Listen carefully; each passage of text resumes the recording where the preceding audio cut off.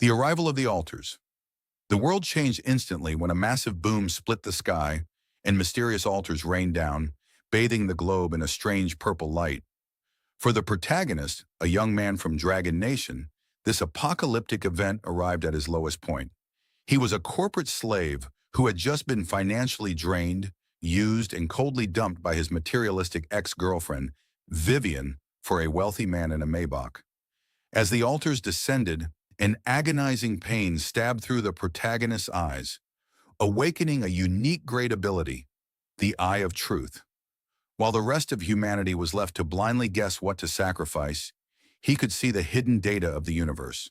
Gazing at any altar revealed its coordinate, the cosmic entity connected to it, and the precise offering it desired. Furthermore, looking at any rewarded item revealed its exact name, grade, and effects. He watched a crowd gather around altar 666, which was connected to a colossal beast in the endless abyss, craving an ultimate taste shock. A chubby man offered a basic loaf of bread, receiving a white light enhancement fruit that instantly transformed him into a chiseled hunk. The crazed crowd began throwing gold and diamonds onto the altars. The protagonist, however, remembered a bag of intensely hot, overseas Reaper, spicy strips in his drawer. Realizing this was the ultimate taste shock, he raced home to retrieve it. Unlocking Tears of Power safe in his apartment, he researched the global chaos. A tycoon had sacrificed a truckload of gold for a blue light reward that granted plant manipulation. Conversely, a master in Sakura Nation offered an ancestral sword to an unmatched altar, failing miserably in summoning a catastrophic, flesh-eating demon. An official government alert soon confirmed the rules. A person could only offer to the same altar once, with a maximum of 3 offerings per day. Crucially, the altar's descent had permanently fried every surveillance device on Earth. Taking advantage of the total blackout, the protagonist returned to the plaza at 10 p.m. and placed the spicy strips on altar 666. The altar erupted in a massive blood-red beam of light, granting him a jet-black Abyssal Dragon Egg, Mythic-grade, a companion capable of rivaling gods. The massive red light prompted the government's Anomaly Affairs Bureau to designate the area as an S-level observation zone, but the protagonist had already vanished. With midnight approaching, he headed to an abandoned industrial district to use his remaining 2 offerings, ignoring a call from Vivian, whom he blocked and deleted. He located altar 444, connected to the Theater of Sorrows, where a tragic heroine craved an item born of true betrayal and burning resentment. The protagonist slashed and burned a photo of Vivian, channeling his raw bitterness, and placed it on the altar. A purple beam granted him 5 tickets to Act 4, Epic Grade, which could paralyze an enemy's mind for 3 seconds. Finally, at altar 10, he discovered a super AI craving useless wisdom. He offered a philosophy book, Being and Nothingness. The altar burst into a golden pillar of light, rewarding him with a dimensional vault, legendary grade, a 1,000 cubic meter personal storage space. The dark forest law, suddenly a hidden predator, attracted by the golden light, lunged at him with a blade. On instinct, the protagonist used a ticket to Act 4, freezing the attacker in his worst memories before striking him down with a fruit knife. Above the corpse, 2 white orbs hovered, light step leggings and a crude stamina charm. A brutal rule of the New World surfaced: kill and claim. Defeating someone allowed you to steal their earned items. The internet was silent about this because the strong wanted to hunt, and the government feared a total collapse of social order. Just after midnight, a mysterious gray rain began falling, completely washing away the altar and the corpse. The protagonist hid his mythic egg in his legendary vault and headed home. By 5 a.m., the rain stopped, and the altars refreshed for a new day. Eating breakfast at a diner, the protagonist checked the forums. The rest of the world was turning into compulsive altar gamblers, entirely unaware that he had already taken his first steps toward becoming a god. Dead wood that meant nothing to them, or a plain, ordinary rock. They had no idea what these things did, so they wasted them. But I am different. One glance is all it takes. All hidden information becomes mine to see. Hunting for hidden treasures is no longer just a fantasy. I tuck the dragon egg into my bed and glance at the clock on the wall. 10:30 p.m. Until midnight, I have 1.5 hours left. I still have 2 offerings remaining today. With that in mind, I start packing things that might come in handy. Tiger balm, a lighter, a philosophy book. Things others might call junk, I take all of it. Last, I shove a fruit knife into the bag for self-defense. Then my eyes land on the picture frame on my desk. Vivian smiles brightly in that photo. Keeping it serves no purpose. None at all. I shoved the photo into my pocket, planning to throw it away. Outside, I head straight for the abandoned industrial district in the western part of the city. The place has been deserted for years. The terrain is complex. Perfect ground for my plan. Then my phone rings out of nowhere. The caller is none other than my ex-girlfriend Vivian. I hang up immediately. I block her and delete her contact. At that very moment, in a 5-star hotel, Vivian is with Damon. She had assumed I was still hunched in my shabby rental, sulking in misery. Who would have thought the next second her call would be hung up? A nameless rage flares up inside her. How dare a worthless loser she dumped hang up on her? What is wrong, babe? A simple greeting melts away Vivian's anger in an instant. Looking at the man in front of her, she is more than satisfied. He can casually pull out bags worth tens of thousands and watches worth hundreds of thousands. These are the finest offerings of this new era. In the face of such fortune, devotion and vows mean nothing. After all, when she offered the Dior bag I gave her, the altar erupted in soul-stirring green light, and her next 2 offerings also produced that rare green light. Clearly, she is the chosen one of this era. Damon sitting beside her also seems deeply interested in Vivian, but deep in his eyes, there is nothing but calculation. He had only planned to spend a little money for fun. He never expected this woman's luck to be this absurd. 3 offerings in a row, all green light. Keeping her around might prove very useful later. Meanwhile, I have already reached the abandoned industrial district. I have to find 2 suitable altars and make my offerings before midnight. Otherwise the chances are wasted. Just a few steps in, I spot an altar. Altar number 25091. Connected coordinate. The junkyard realm. A mechanical imp that takes joy in collecting trash. It has a nearly obsessive fixation on bottle caps. I shake my head slightly. A trash-collecting mechanical imp. How great a reward could it possibly give? I keep walking, and another altar appears ahead. Altar number 18472. Connected coordinate. The dried pond. A carp spirit on the verge of dying of thirst only wishes for one more sip of sweet fresh water. Not satisfied with this one either. I keep moving until I reach a small alley filled with trash. After making sure no one is around, I lock my eyes onto another altar. Altar number 4444. Connected coordinate. The Theater of Sorrows. A tragic heroine doomed to repeat her role on stage forever has grown deeply weary of her predetermined script. She now craves an item born from real betrayal, soaked in pure hatred and burning resentment. My breath catches. The altar number is 4 4s, and the demand is impossibly specific. But wait, I just got dumped. I pull out the photo of Vivian. I drag the fruit knife across her face. Afraid I cannot channel enough hatred and resentment, I close my eyes and start remembering. You came down with a fever? I already promised my best friend we would go shopping. Just drink more water yourself. Where is my gaming account? I sold it. Men who play games are wasting their lives. I am keeping that few thousand to buy us nice food. You should grow up. I am not going to suffer alongside you. We were never meant to live in the same world. Please stop bothering me. Remembering all this, I suddenly smile. I pull the lighter from my pocket and flick it on. After scorching part of the photo, I place the offering onto the altar. A purple beam shoots up. The reaction is less explosive than the red light, but the news has not mentioned this color before. I feel a quiet thrill. 5 tattered ticket stubs appear. I grab them in my fist. The Eye of Truth activates. Text appears. Set item, ticket to Act 4. Grade, epic. One-time use. When used, it forces the target to relive their deepest fears or most painful memories. Their mind collapses for 3 seconds, leaving them unable to act. Epic grade. Not as powerful as the Dragon Egg, but a 3-second hard control item is enough to decide life and death in a fight, and this seems to be part of a set. What happens if I collect all the earlier acts? No time to think about it. Only 30 minutes left until midnight. I search through the entire industrial district. I find another altar. Altar number 7591. Connected coordinate. The Lost Crossroads. A lost explorer longs for the right direction. I shake my head, turn, and walk away. There is no advice I can offer for that demand. After walking a bit further, another altar catches my eye. Altar number 1988. Connected coordinate. The Silent Library. An elderly head librarian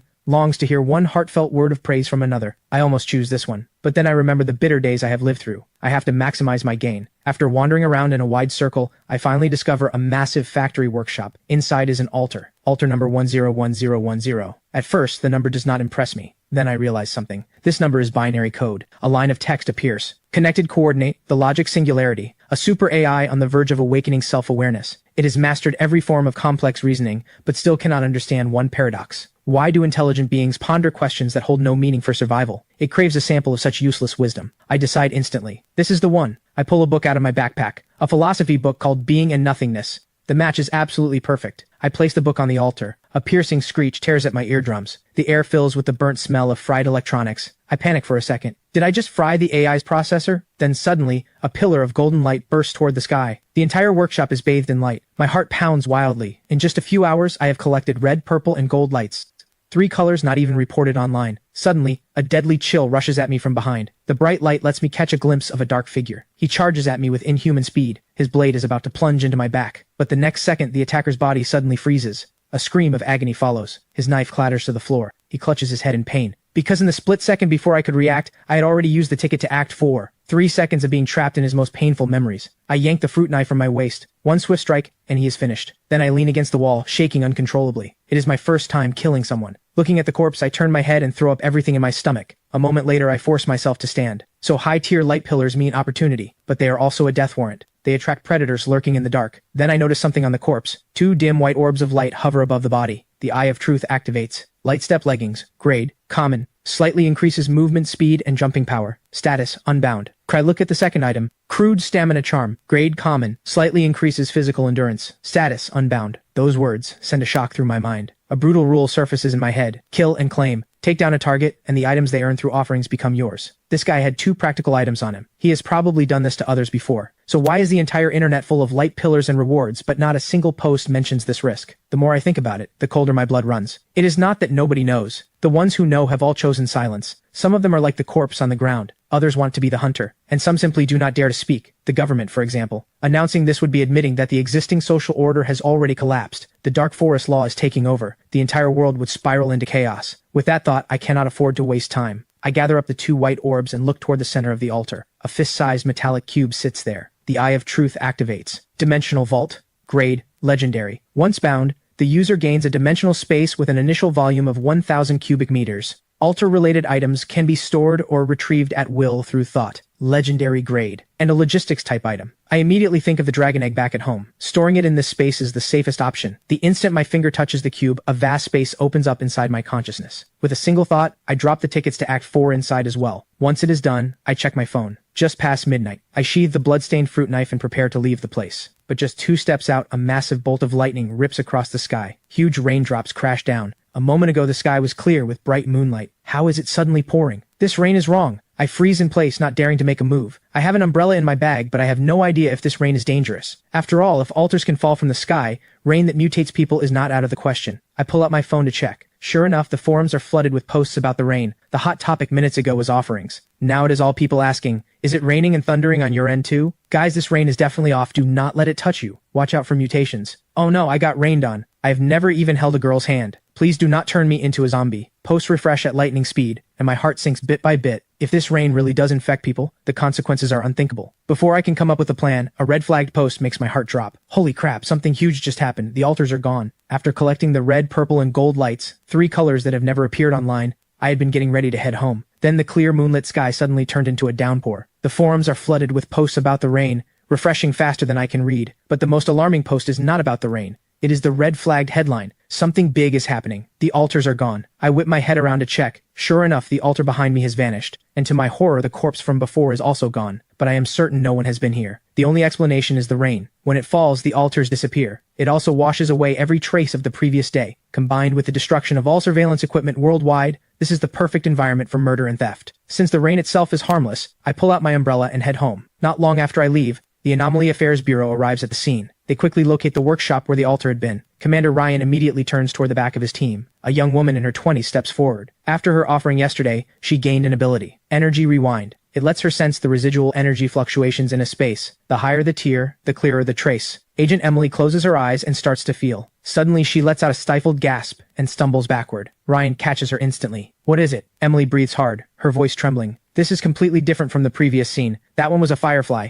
This is bright as daylight, warm as the sun. A team member cannot help but speak up. Could it be gold light? Ryan's face turns grave instantly. Lock down this area. Conduct a thorough sweep. Report this to headquarters immediately. Tell them I suspect a monster beyond imagination is hiding here. Meanwhile, the moment I get home, I move the dragon egg into the dimensional space. From now on, I never have to worry about it being discovered. If the hatched dragon could fit in there too, that would be ideal. But first, I need to figure out how to hatch it. I remember the blood binding rituals from movies. I decide to try it. I squeeze a drop of blood onto the shell. Suddenly, a line of small text appears on the egg. Hatching condition, absorb a sufficient amount of blood. Close to what I expected, but my own blood will never be enough. I will have to figure something out tomorrow. After all, my mind has been wound tight all day, and exhaustion is catching up. I fall asleep quickly. At 5 a.m., a piercing alarm jolts me awake. The altars have refreshed for real. I open my phone and check the forums. A few conclusions emerge quickly. The pre-dawn gray rain causes no harm to the body. It stops at 5 a.m., sharp, and the altars refresh at that same moment. I plan to head out for breakfast and at the same time, think about where to find enough blood. I order a bowl of noodles at a small restaurant. I open the forums on my phone. Today every topic revolves around offerings.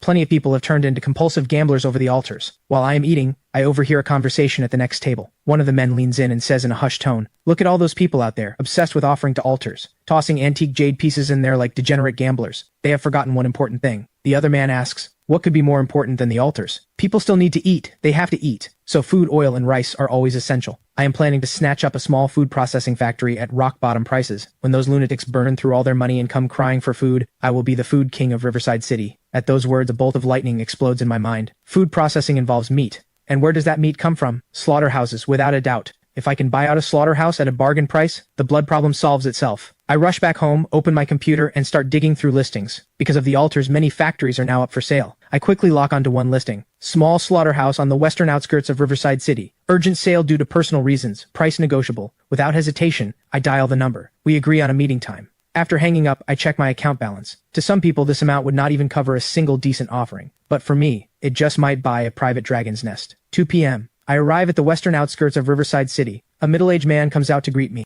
He starts pitching the property. This slaughter line had expensive maintenance done last month. The cold storage refrigeration is top of the line. I just scan the place saying nothing. My cold demeanor makes him uneasy. He tentatively throws out an inflated price. I do not respond. I just shake my head. After some back and forth, I buy the place for 40% of his asking price. He signs the contract and hands over the keys. He also gives me the contact number for a nearby livestock farm. Supply chain problem solved instantly. I do a walkthrough of the property I just bought, then I push open a hidden hatch in the ground. It leads to a worn-down storage room. Suddenly, the Eye of Truth senses a faint energy fluctuation. I carefully brush aside the dust, and an altar emerges before me. Its surface is blood red, and the sound of a beating heart drifts from it. I force down my fear and activate the Eye of Truth. A sharp pain shoots through my eyes. Twisted, blood-burning text appears. Altar number 40, connected coordinate, the Crimson Throne. All things are food, until the Crimson Crown is claimed. Special trait 1, Eternal Altar. This altar exists permanently. It does not count toward the daily offering limit. Unlimited offerings allowed. Special trait 2, Flesh Forge. Any altar reward can be offered here and converted into source blood. Absorbing it permanently boosts the user's overall vitality. My mind reels. This is the lowest numbered altar I have ever seen, and it is permanent. What is even more insane, the offerings are unlimited, and the location is essentially my private domain. With this altar as a hub, every useless reward I get later can be turned into source blood to strengthen my body. The urge to test it is overwhelming. Conveniently, I have an altar reward right in my pocket. I toss in the crude stamina charm I picked up last night. An ancient-looking glass bottle materializes in the center of the altar, half filled with a dark liquid. The Eye of Truth activates. Source blood, once absorbed, slightly increases overall vitality. Permanent enhancement. Exactly what I expected. Without hesitation, I drink it down. I expect a foul, bloody taste. Instead, it is crisp and sweet. Just as I am wondering why I feel nothing, a wave of heat erupts inside me. Every cell in my body greedily drinks in the energy. Steam starts rising off my skin. This sensation is nothing like the items I have used before. This power surges directly from my flesh and blood. I walk over to half a beef carcass hanging on a hook. One simple punch, and over 100 pounds of beef goes flying into the corner. This is more terrifying than I imagined. I have only absorbed one bottle of common source blood. Becoming a god in the flesh might not be a dream. I push down my excitement. Tomorrow I will buy a batch of chickens to hatch the dragon egg. But right now, I need to collect the reward items nobody wants. Countless people have spent fortunes on offerings, only to receive garbage. Those are exactly my target. Gambling is risky. Picking up trash is not. That afternoon, I get in touch with a livestock farm owner, only to run into a new problem. Buying a batch of chickens costs money, and the slaughterhouse purchase has drained my savings. The new era has arrived, but currency still moves the world. So I decide to go on a scavenging run first, and see if I can find any treasures. Now that I have the exclusive Crimson Throne altar, I start hunting for more altars to use up my daily offering limit. But unexpectedly, the moment I reach the wet market, a piercing scream rips through the air ahead. A humanoid creature in tattered monk robes is tearing into a passerby. I immediately activate the Eye of Truth. The carnivore monk, Wrathful One. Ordinary calamity. Falsely accused of stealing and eating mutton, he was beaten to death. He was a temple guard. He hates everything connected to meat offerings. It clicks immediately. Some genius offered meat to an altar and summoned this calamity beast, walking straight into the line of fire. Suddenly, several off-road vehicles roar in. Doors slam open and figures leap out. At the front is Commander Ryan of the Anomaly Affairs Bureau. His face is grim as he barks orders. The scene is locked down within seconds. The crowd is quickly evacuated, but I stay close, not leaving. Ryan glances back at the woman behind him. Commander Ryan, the energy fluctuation is very strong. Be careful. Emily's expression is serious. From behind the cordon, I hear every word clearly. Holy crap. She can sense energy fluctuations. What kind of ability is that? Suddenly, Emily's senses pick up something. She looks straight at me. Our eyes meet. I force down the panic rising in my chest. On the surface, I maintain the curiosity and fear of an ordinary bystander. Emily's brow furrows slightly. She just sensed an unusual energy fluctuation, but it was too faint. She is not sure. Was it just her imagination? Right at that moment, the wrathful monk inside the market lets out a furious roar. Ryan immediately orders his team to lay down suppressing fire, but the monk is completely unaffected by firearms. Seeing this, Ryan shouts, "Squad 2, move!" The words have barely left his mouth when two figures shoot forward, one from each side. One of them moves so fast he leaves an afterimage. He raises a dagger and strikes at the back of the monk's neck. The other lifts a massive iron rack and slams it down on the creature's head. The fierce assault leaves the monk wide open. Ryan seizes the opening and is in a mass grave after his death. I see the imperial consort ascending the throne, ruling the world. I see the clown removing his mask, shedding a single tear for a beggar. At the same time, I see the rewards. 3 treasures hover above the altars. I drop to one knee, my legs giving out. The mental strain is too much. I pull out a bottle of source blood and chug it.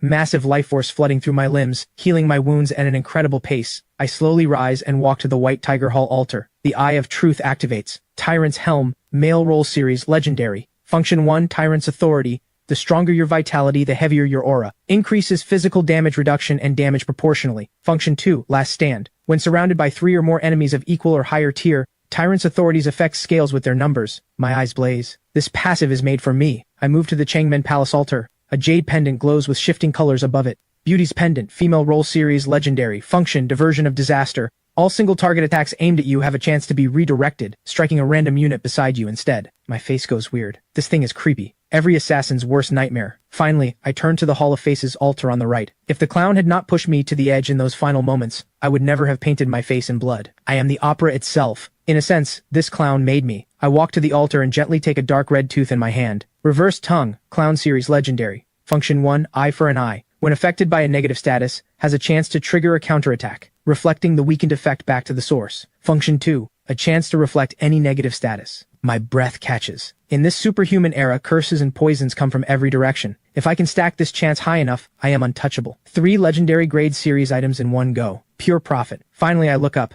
eyes locked on the center of the stage, exactly where the blood-red light from the heavens struck. The true grand prize. My heart pounds wildly. 3 legendary grade pieces are already absurd wealth, but that blood-red pillar from the heavens, descending from beyond the sky, was overwhelming, piercing through all 3 streams of golden light. Mythic grade for sure, but descending from the heavens like that, I have never seen anything like it. I carefully approach the faint glow. It is a sheet of painted skin as thin as cicada wings. The Eye of Truth activates. Performer's Visage. Painted Face Series. Mythic. Function. Visage of Awe. Once worn, any who meet the wearer's gaze feel fear and lose their will to fight. I burst out laughing. This Visage of Awe is strong, in the literal sense of the word. Even more terrifying, the Painted Face series has a full 7 pieces. If the entire set is mythic grade, what would the world look like once it is complete? The moon tonight is so beautifully round. My mood lifts considerably. After this battle, I think back to the other lines from the letter. Those artists are growing impatient. They are doing their final rehearsal. Especially him. He very much wants to meet you. After tonight's performance, the fog finally clears. Are those 3 from the Heavenly Opera House not the purest artists? Following this logic, before encountering the Heavenly Opera House, I did meet one before. With a flick of thought, a singed edged ticket to Act 4 appears in my hand. 4444, the Theater of Sorrows, a tragic heroine doomed to repeat her role on stage forever. Artist, female lead, she. Every clue connects into one line. The one mentioned in the letter is most likely this eternal heroine of the Theater of Sorrows. The photo of Vivian I despised I once offered, the one I hated and discarded, earned me the ticket. That was a karmic bond between me and her, already formed long ago. No wonder the Eye of Truth shows cause and effect. Offerings come with delayed payback apparently. I instinctively check the date on my phone. August 14th. Tomorrow is the Mid-Autumn Festival. Final rehearsal. The meaning is clear. What plays out tomorrow is not a Mid-Autumn celebration. It is the formal performance the artists from the Theater of Sorrows are presenting to the entire world. 2 deadly questions stand before me. First, is the eternal heroine seeking me a blessing or a curse? Second, how exactly will these artists descend tomorrow? What do I do? A flash of fierceness crosses my eyes. I pull 3 core items from the dimensional vault. The Abyssal Dragon Egg, the Soul Dagger, the Bloodline Loyalty Worm. I gently touch the Soul Dagger. It is cold to the touch, yet linked to my soul. This thing has blocked plenty of mental attacks for me. My gaze shifts to the Bloodline Loyalty Worm. The 2 worms,